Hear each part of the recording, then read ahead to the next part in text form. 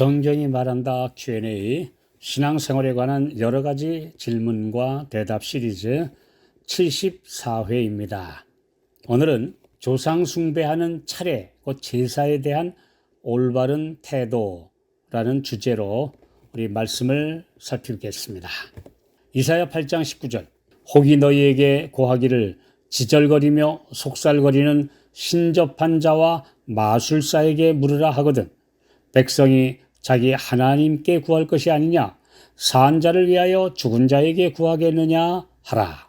제사를 단지 미풍양속이라고 주장하는 사람들은 돌아가신 부모와 조상에 대한 공경심에서 음식을 차려놓고 절하는 것일 뿐이라고 말합니다.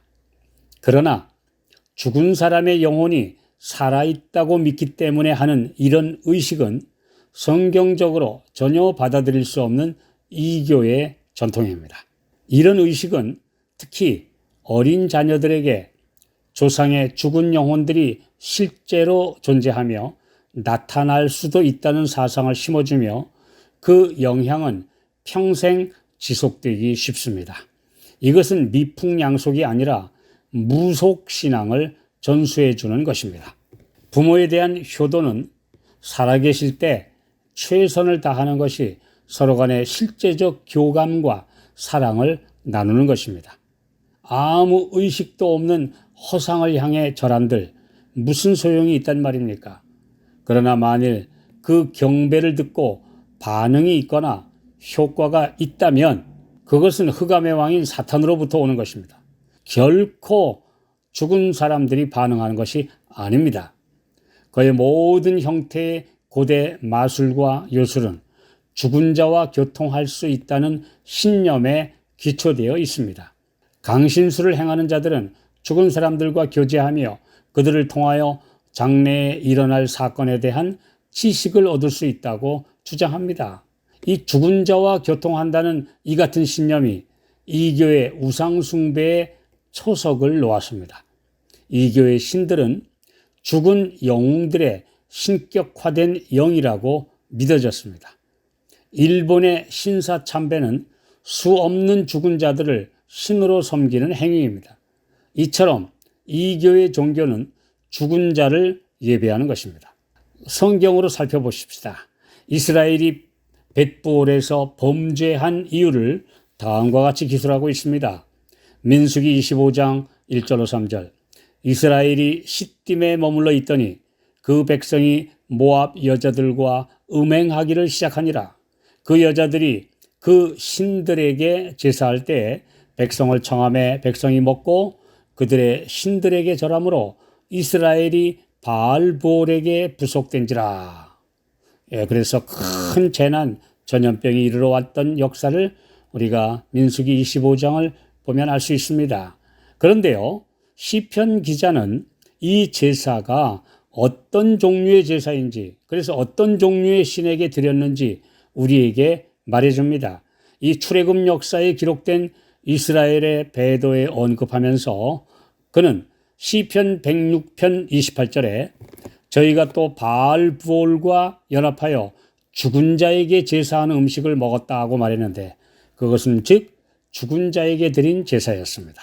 그러니까 죽은 자를 신으로 경배하는 이런 이교의 모든 제사 제도는 다 오랜 전통, 그 사탄으로부터 온 것입니다. 죽은 자를 신으로 섬기는 것과 그 죽은 자와 교통하는 것은 거의 모든 이교 체계에 나타나는 현저한 현상입니다. 신들이 저희 뜻을 사람들에게 전달하고 또한 사람들이 그 신들의 의견을 구할 때에 권고를 준다고 믿었습니다. 유명한 그리스와 로마의 신탁이 이런 성격의 것이었습니다. 죽은 자와 교통한다는 신념은 기독교 내에서까지도 여전히 많은 사람들이 가지고 있습니다. 강신술이란 미명으로 또 이것을 미화시켜 성령의 능력이라 주장하면서 죽은 자의 영이라는 존재와 교통하는 행위가 널리 퍼져 있습니다. 이것은 사랑하는 사람을 사별한 자들의 호감을 사게 되었습니다. 무당 대신에 목사나 부흥 강사가 천국에 가서 그곳에 간 사람들을 만났다고 주장합니다. 때때로 영적인 존재들이 죽은 친구의 모습으로 사람들에게 나타나 그들의 생애와 관련된 사건들을 말하고 저희가 살아있을 때 행하던 행위를 행하기까지 합니다. 그래서 사람들이 쉽게 믿게 되지요. 이런 방법으로 그들은 사람들로 하여금 죽은 저희의 친구들이 또 가족들이 천사가 되어 저희와 교통한다고 믿게 됩니다. 이와 같이 죽은 자의 영인체 하는 자들은 확실히 맹목적인 숭배를 받고 그들의 말은 많은 사람들로부터 하나님의 말씀을 제껴놓고 이거보다 더 중히 여김을 받습니다. 사도 바울은 자기 동포들을 어떤 모양으로든지 저희 이웃인 이교도의 우상 숭배에 가담하지 않도록 경고하기 위하여 고린도전서 10장 20절에 대저 이방인의 제사하는 것은 귀신에게 하는 것이요 하나님께 제사하는 것이 아니니 나는 너희가 귀신과 교제하는 자 되기를 원치 아니하노라 하고 말했습니다.